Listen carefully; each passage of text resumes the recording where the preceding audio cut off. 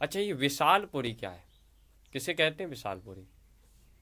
हाँ, किसे कहते हैं विशालपुरी? बताओ, विशालपुरी किसे कहते हैं?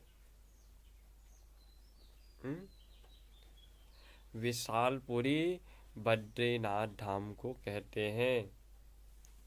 कहते हैं। वहां पे एक विशाल नाम के राजा थे। बद्रीनाथ धाम में एक विशाल नाम के राजा, और उनका दुश्मनों ने, भाई अगले पक्ष ने, विरोधी पक्ष ने युद्ध किया। और युद्ध करके, पहले क्या होता था ना, युद्ध करते थे। अब युद्ध होता है ना राजा राजा में, तो केवल हार जीत होती है।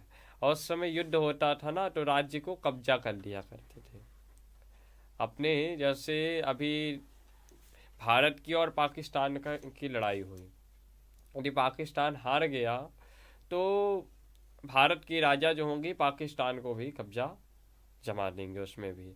ऐसे ही उस समय हुआ करता था कि जो अपने देश के राजा हुआ करते थे, वो अगर दूसरे राजा को परास्त कर लेते तो दूसरे राजा का राज्य ले लिया करते थे। आज यही हुआ कि विशालापुरी जो थी, जो ये बद्रीनाथ धाम था, वहाँ पे जो विशाल नाम के राजा थे, उन्होंने खूब तपस्या की।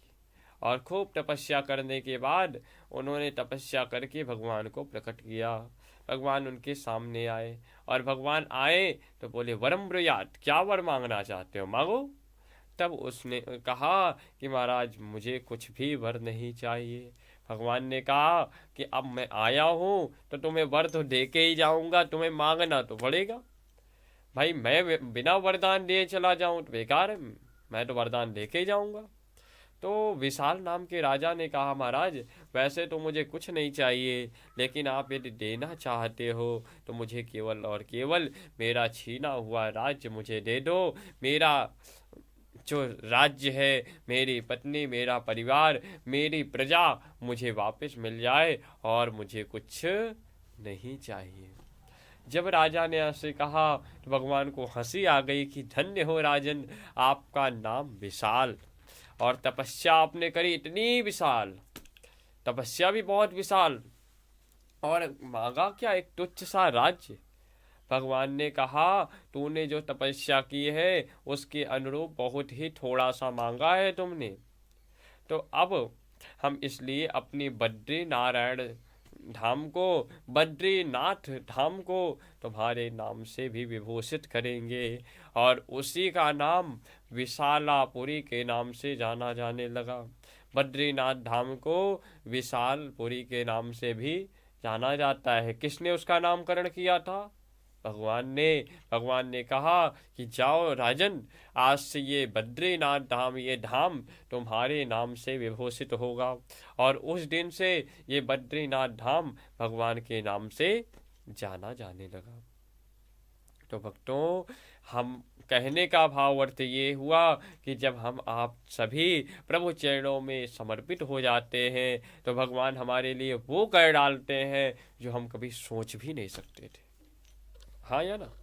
भगवान हमारे लिए वो कर देते हैं जो हम कभी सोच भी नहीं सकते थे, भगवान हमारे लिए वो कर डालते हैं। विशाल नामक राजा चले गए, पर विशालपुरी आज भी कायम है। हाँ या ना? हाँ, है कि नहीं? विशालपुरी आज भी विशालपुरी के नाम से वह राज्य जाना जा रहा है।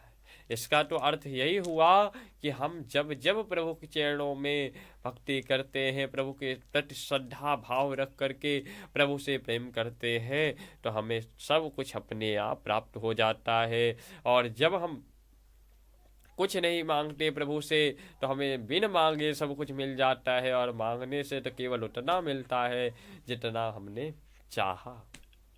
हाँ, जितना हमने चाहा वही मिलता है, पर बिन मांगे मुझे सब कुछ मिल जाता है, बिन मांगे मोती मिल जाता है। इसलिए हमें प्रभु के प्रति बहुत ही श्रद्धावान रहना चाहिए।